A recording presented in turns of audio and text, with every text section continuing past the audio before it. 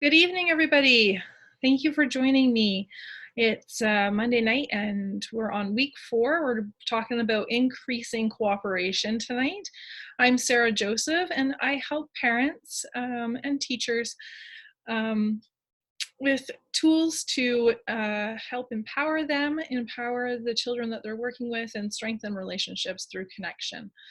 I hope that you've been enjoying the series, and if you haven't had a chance to join us live every Monday night, please know that we have recorded them and you can go back and watch those. If you haven't had a chance to do that yet, you can check them out on my YouTube channel, which is Connect with Sarah Joseph.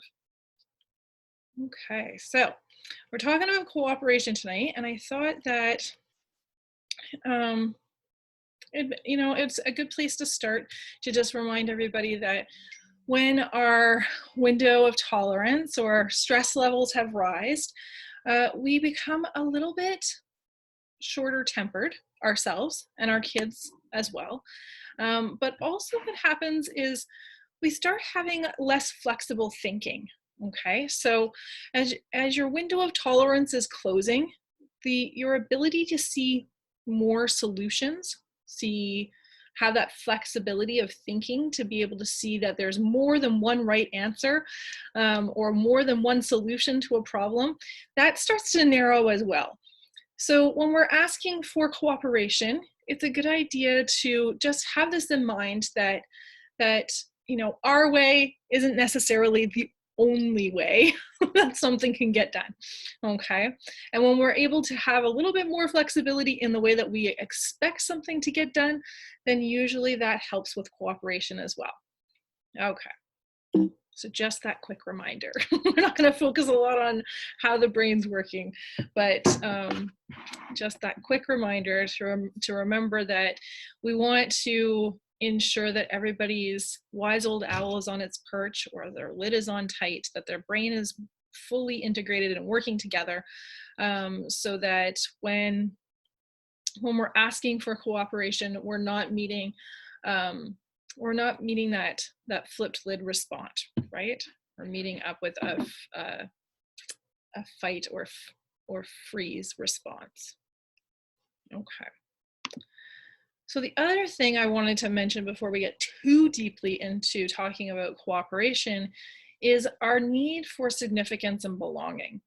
So as human beings, we have an innate need to feel like we belong and that we are significant. So belonging is simply, I feel connected to you, like I matter, like I'm important. Somebody cares about me and understands me, gets me, can see that I'm hurting when I'm hurting, can invite me in for a laugh, right? And then that we're significant, so that we're capable. So I play an important role in our family, in my school classroom community, in my school community on a whole, in the community here. This idea that if I wasn't here, somebody would miss me, that things are better because I can contribute to them, that I'm capable of helping others. Okay, that's those two needs are very important to understand, because our goal with our behavior is to meet that need. And so sometimes what happens is, as children and as adults, when we're trying to meet this need to feel connected and capable, we sometimes establish a mistaken belief about what behavior will help us reach that goal. So for instance, I'm sure you've all heard the expression that, that a child is just looking for attention, right?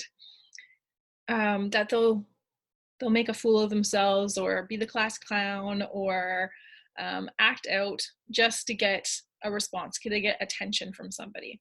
And that is that mistaken belief that if I get attention, undue attention, that will help me feel connection and capability.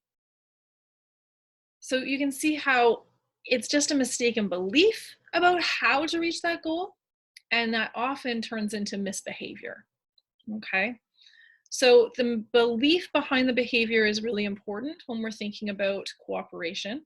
Um, think about this iceberg as the behavior is the top part of the iceberg, and you know, it's what we see, right? And so this might be positive behavior, it might be negative behavior, or what you want to call misbehavior. And then under the surface, we have the belief that's driving that behavior, right? And then we have underneath that, that need for belonging and significance, or connection and capability. Now, when we have a misbehavior that we want to stop, often what we do as parents is try to cut off the top of that iceberg. We try to extinguish the negative behavior or the misbehavior. And what ends up happening, as does in real life, when the top of an iceberg falls off, the iceberg floats up to the surface.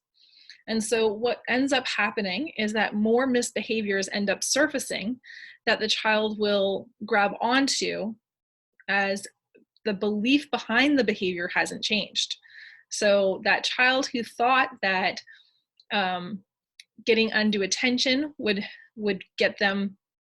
help them feel connection and capability, that belief hasn't changed. So now we might be able to extinguish one misbehavior that child was doing in order to feel connection, but we haven't changed the belief behind the behavior. So new behaviors are just going to pop into its place. So I hope, without complicating this too much, that you get the idea. What we're looking for here is to help kids meet the need of feeling connection and capability in order to reduce misbehavior, right? And in order to reduce them from having to come up with some idea, some belief on their own about how to reach that goal. If we can give them certain activities, certain steps, certain things that we can do with them to help them feel connection and capability, then we can kind of circumvent the whole mistaken belief and misbehavior at the same time. Haha, now I got your attention, right? So let's look at how we can do that. And just so you know, in positive discipline classes, or if you've read a positive discipline book, we go much more in depth into mistaken beliefs and how we can recognize them as parents, and how we can help encourage children onto a path of meeting that need for connection and capability in more appropriate or positive ways. All right. So when we talk about cooperation, I want to make sure that we're talking about cooperation and we're not talking about control. Because when we try to gain control over children, it can be really, often it comes from a place of fear for parents, fear that we've lost control, fear that they'll think that we will not hold a line or a boundary or a rule, fear that our kids will think that they can just throw a fit and then they'll get their way.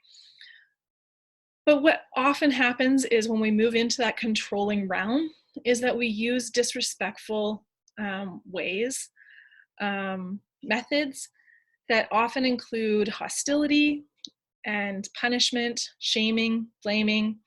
And what ends up happening is that children end up rebelling, or they seek revenge, or they turn to sneakiness to avoid getting caught. So,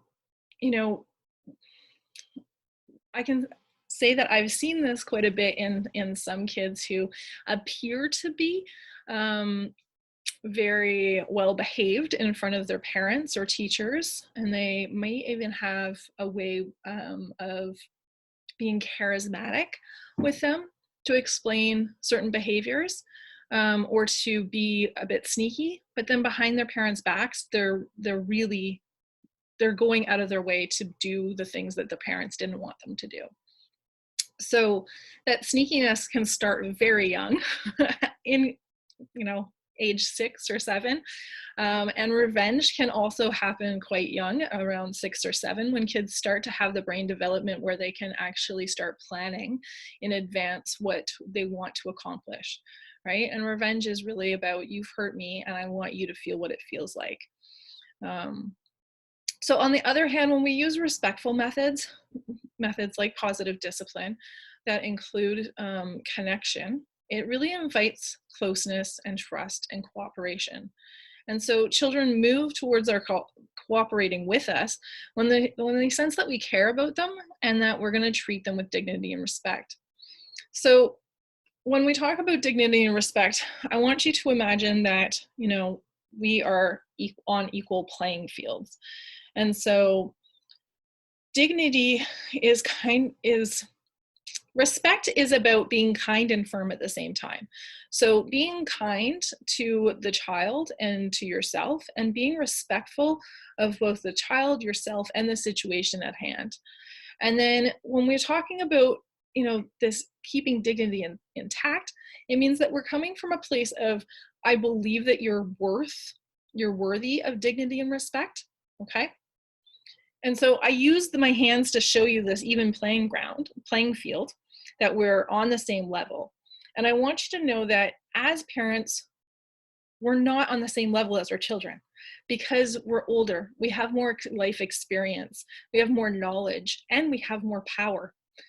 However, when we come to our children to gain cooperation, we're coming to them from the spot of, you know, we are equal in terms of worthy of dignity and respect. And often when we move into that controlling realm, we're moving into this power over place, right?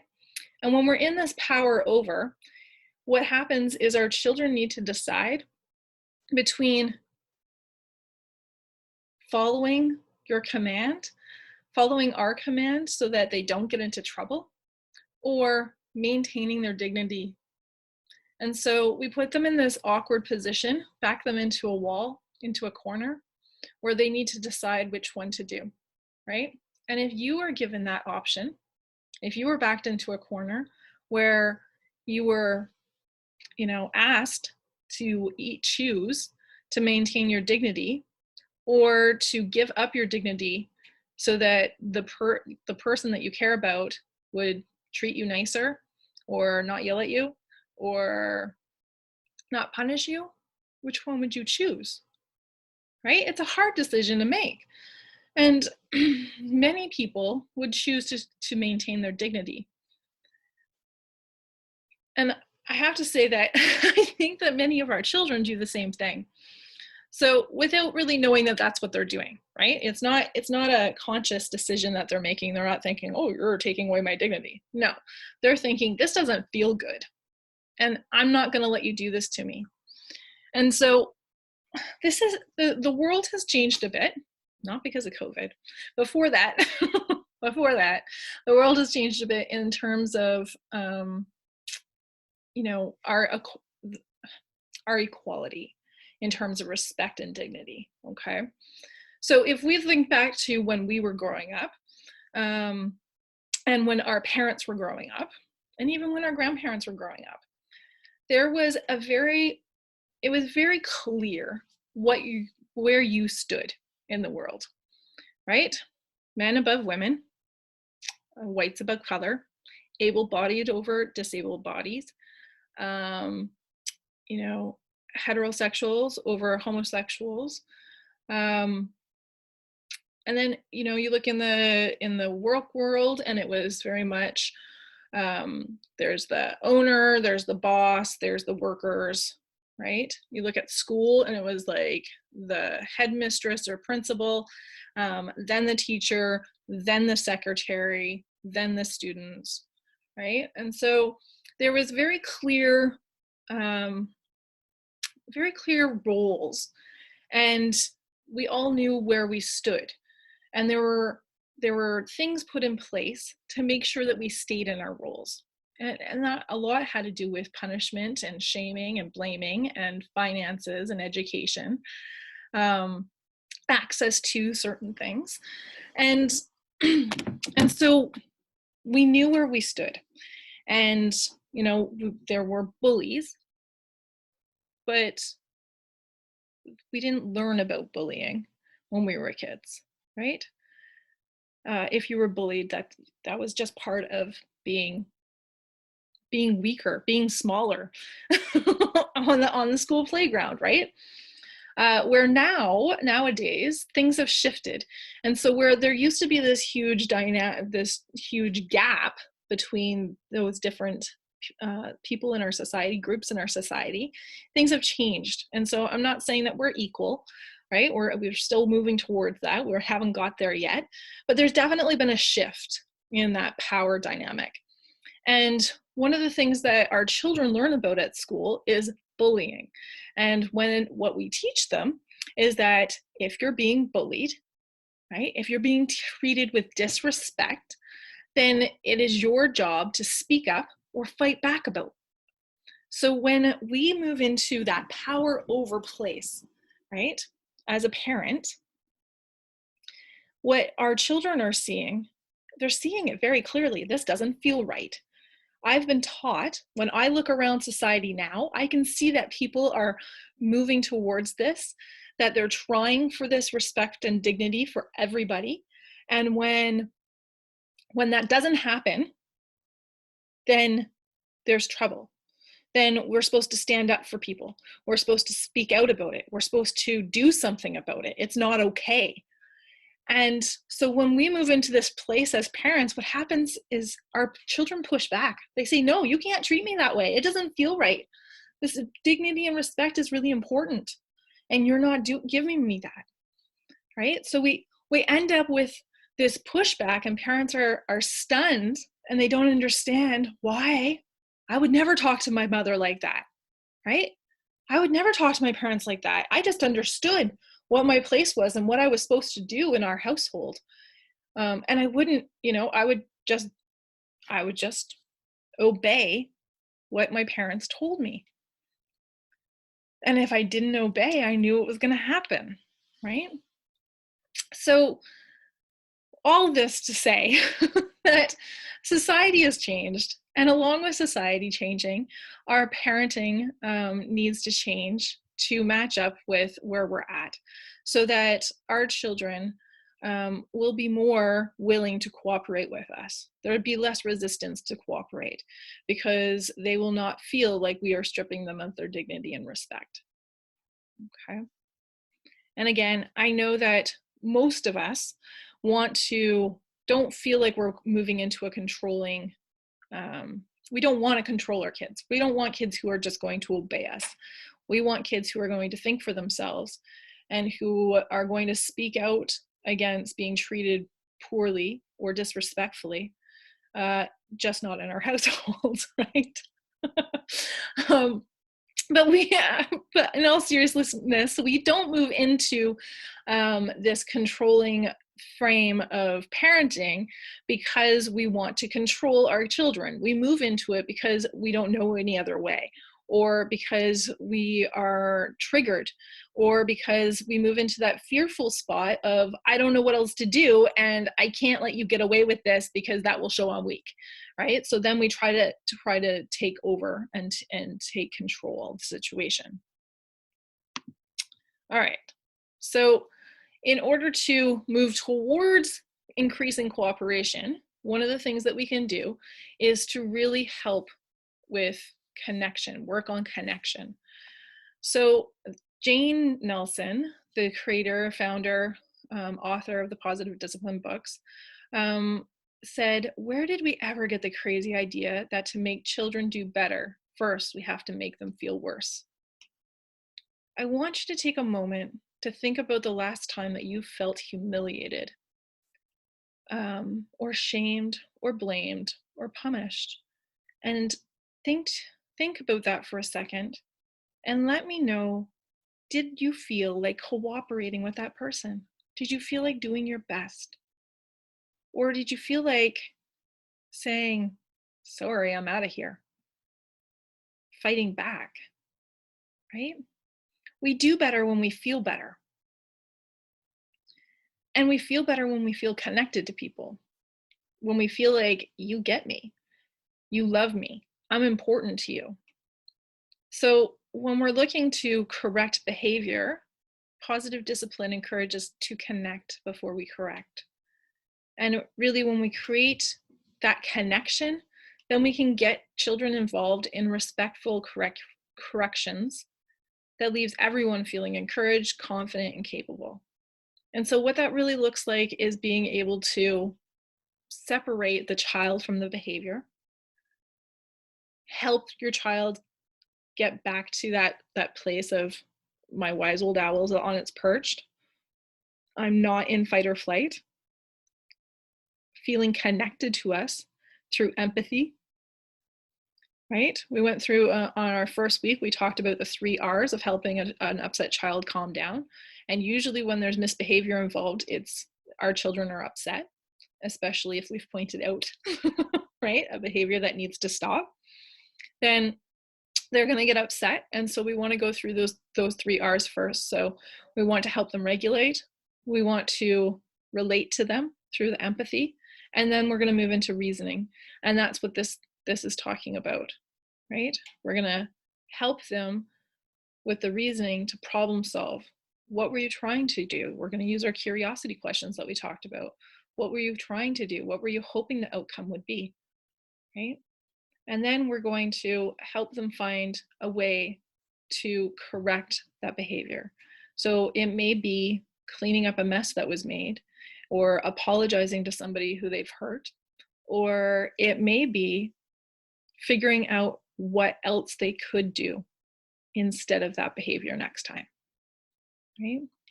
But correction rarely, or pretty much never, involves punishment. There's no need to, right? Because punishment leaves us feeling worse instead of better. And when we feel better, we feel encouraged, confident, capable, we do better.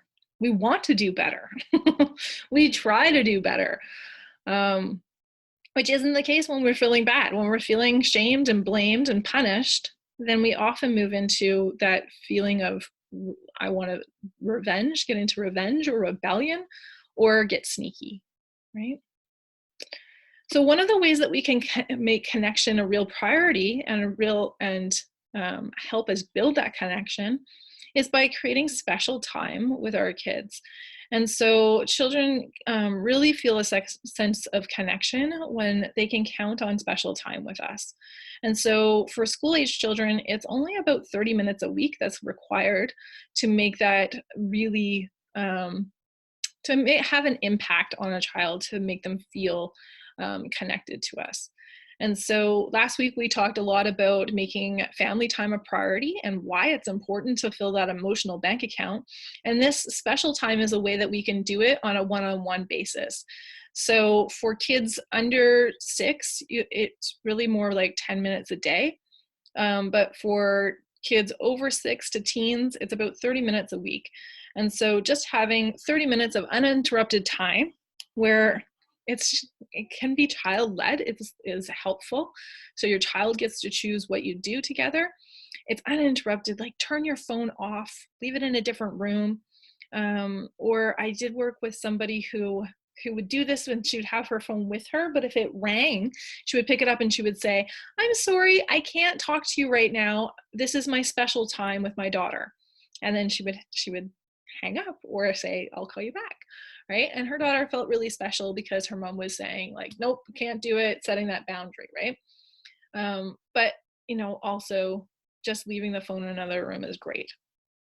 If there's things that your child wants to do that you don't want to do, or that, would cost money and you can't afford to do, then you could just make a list in advance of spending special time together of things that you would agree to.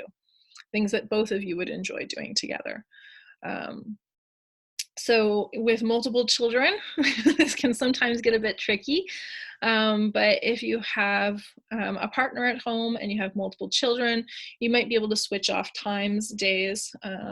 My partner and I, for a bit, we had date nights with the children. So it was Tuesday nights for half an hour after dinner, and we would swap children every week.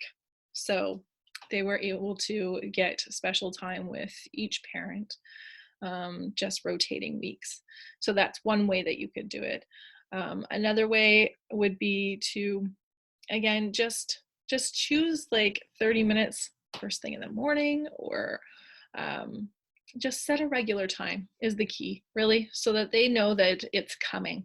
And so this is also super helpful for parents, because when you're busy and your child is trying to get you to spend time with them or do something with them and you're not able to, then you can say, oh, honey, I'd love to spend some time with you right now, but I have this work report that I have to finish, but I'm really looking forward to our special time tomorrow at 4:30, right? So they know that you're looking forward to that time, and they know that that time is coming. So when we're consistent, they're able to hold off a bit because they know it's happening, and they feel really super important that you would make special time for them, right?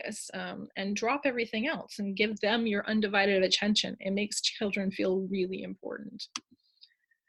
So the other way that we can build cooperation is through contribution.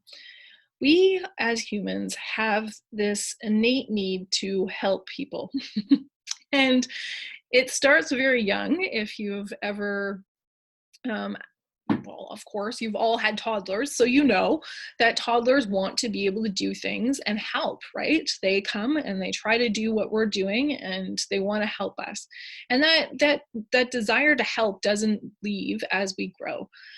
We're just given less and less opportunities to do it. And that kind of starts in toddlerhood, where we won't let our kids do things because it takes too long and they make a mess, right? And that kind of continues where it's just faster and more efficient for us parents to do things, so we don't let our kids do it. And so that desire to help gets kind of pushed to the side and pushed to the side and pushed to the side until they're like, why bother even trying? So when we can build some ways for them to contribute to our household, it can build connection and it encourages more contribution. They want to participate in chores, in family time, in whatever else you have going on, because when we participate, we feel more connected, and that is what is driving our behavior, right? That is that basic need that needs to be met. And so when we are participating, we feel more connected. And when we feel more connected, we want to participate more. And so it's a really lovely way to help kids feel that connection and that capability by offering them opportunities to contribute. And so what this is also a really awesome way to teach life skills and to get some help around the house, right? We talked about this before too, I believe. So contribution, really, it's about learning those life skills, developing social interest. Social interest is something that Alfred Adler, who is a psychologist, his theories is what positive discipline is based on. And he spoke a lot about how social interest, or what he called Gemeinschaftsgefühl, which is German, and I don't speak German, so that's my pronunciation is as good as it's gonna get. But he spoke about how see, I can't do it again. That was the best. Social interest is really important for psychological health. So it shows that we have good psychological health when we have an interest in how other people are doing, in helping other people, in that contributing to something larger than ourselves. So that might be just our family, right? Or our classroom community, or our school community, right? So developing that social interest is really important for our mental health. And it also helps us feel capable when we're helping out at home. So one of the ways that we can do this, and we can set this up in our homes, is really to just brainstorm a list of jobs that the kids can help us do. And you can create a fun way to rotate this. When I did this with our children, when we started this social distancing thing, because we're home, there's more chores to be done and there's more time to do them. We created a new list. And so they helped me come up with the list, and then they chose the spinner, but we didn't have the material to make a spinner. So then they chose the job jar for fishing out chores. And so, yeah, so that's what we've been doing. And they like to fish out their chores on a daily basis so that they don't have to get stuck with the same chore for a week, but you could do it for a week depending on what your children want, right? And then the next key is really to take time for job training. So, you know, imagine that you have a new employee at work. You're not just going to say, okay, there's the computer, here's the report, make sure it gets done, right? You're gonna sit down and you're gonna go through those procedures and how you want it done and the expectations and what it should look like. And then you're gonna probably step back and let them do it for a while. But you're gonna, you know, check in to make sure that they're doing it okay, or be there with them while they're doing it, but just not like allowing them to do it. So first step is they'll shadow you while you're doing it. Second step is you'll shadow them while they're doing it. And then third step would be you stepping back completely, right? And that's the same thing for job training for kids. We need to take time to train them how to do these things, because cleaning a room is complicated, right? Because getting laundry into the laundry basket is hard. So we need to take some time and not just expect that they're going to know how to do it to our standards or how our family likes it to be done without having that on the job training. The other thing that I find is really helpful for this is making time to do chores together as a family. You know, often we send our kids off to clean their room, and we go in there like 30 minutes later and they're playing in a corner, they haven't done anything. Or we ask them to pick up after themselves, and it takes this like nagging to get them to do something. When we make time for family chores, then it feels like we're working together as a team, and it feels like each person is contributing to that time, to the chores getting done. So having a day that you do chores, or a certain time of day that chores get done together as a family, is really helpful. So for instance, after dinner, you might turn on some music and have a half hour of tidy up time where everybody's working together to clean up the kitchen, to get the dishes done, to tidy the living room, to put everything away that was brought out during the day and put away before bedtime, right? And of course, whatever works for your family is going to be best for you. So some of the contributions that school-age children could do is helping us create grocery lists, helping with meals, folding and putting away laundry, even doing laundry depending on their age. Once you show them how to do it, it's really not that challenging. It's just, you know, just about the training. Bringing the trash cans in, or even taking them out sometimes if they're on rollers or not too heavy. Cleaning their rooms. This one requires the use of many positive discipline tools, not just the connection or the contributions. Clearing dishes, unloading the dishwasher, vacuuming, sweeping, yeah, right? Wrapping gifts. And I'm sure there's tons more. These are just a few off the top of my head. But you can, I'm sure, come up with lots of other ways that you can invite help from your children, invite them to contribute to the family load, help them feel capable. So when we're looking to win cooperation and help our children feel more cooperative, it's helpful, again, to go back to what we talked about creating routines and using our curiosity questions, right? So asking what needs to be done instead of telling them what needs to be done can be really helpful to make sure that we're avoiding the resistance reflex that we talked about. But then if there is some resistance, always be okay with that.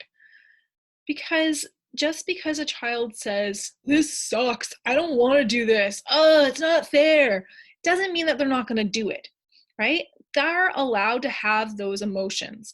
And so them complaining, whining, is just their way of expressing their emotions. So when we're able to empathize, with them, or even just, just listen or allow, then it invites more cooperation, because they know that we're not shutting down the emotional side of it for them, right? So we can just express understanding, like, yeah, this totally sucks. I hate cleaning the toilet too, right? And then show empathy, right? And we talked about that lots before. So just naming the feeling behind the experience, right? And then share your feelings and perceptions. So, we're just trying to be friendly, right? This totally sucks. I hate cleaning the toilet too. I remember when my mom used to make me clean the toilets. Who did I hate that? Right? So we're just really trying to get into their world, and remember what it was like to be a 10-year-old who was being made to clean toilets. And then invite your child to focus on a solution, right? So ask them if they have any ideas about how to avoid this problem in the future of not wanting to clean toilets. What would make it funner, right? How what's the agreement? So, we came up with this list together as a family, and you chose the job out of the jobs jar or off the spinny wheel. And so what's our agreement, right? You agreed that you would do this job if you pulled it. And so if that doesn't work for you, then that's something we can talk about. But for today, our agreement is that you're going to do that job that you pulled. Mm-hmm. And so now, even if we go through all these steps, sometimes we get resistance, right? Sometimes our kids don't want to do what they've agreed to do. And so for following through with that, it's really best for us to continue with the connection and the empathy, and to shut up. Really, for us to just stop talking sometimes is the best thing that we can do. And we can just use our nonverbal signals, like, right? Just pointing at the clock, like, have you done it yet? Or that parenting, like, look, right? Do you have that one? You have one of those looks where they know that we're serious. And again, just move into your curiosity questions. So things might say something like, so I see the bathroom hasn't been cleaned yet. What was our agreement about when the bathroom would be cleaned? Right? So again, we're asking for them to bring forth the knowledge that they have about the agreement that they made previously. And so if you're doing that, you have to make the agreement in advance, right? Which is part of the having them contribute to making the jobs list and agreeing that when they pull a job from the jobs list, they're going to do it on that day or within a specific time frame that you have for that. Maybe it's that week, right? Or by a certain time of day. So again, it's helpful when we have consistent routines. So I think I shared with you that we have chores and we have them daily, and that that we have a time to do chores specifically throughout the day, so that we're all working together to get chores done at the same time. And that has been really helpful because it's just helped with the consistency, and everybody knows what the expectation is and knows what's coming. And so where there might be resistance at first, once that consistency rolls into it, then they know what to expect, and the resistance falls away and they're feeling more connected and they're feeling like they're contributing, then the cooperation really does win out. Okay, so next week we are going to be talking about how to respond without reacting. So responding instead of reacting. So I hope that you found tonight's chat helpful. And if you're live, please stay on. We're going to go into our discussion session now. And if you're catching the recording, then I hope you enjoyed it, and you'll join us again next week when we're talking about responding instead of reacting.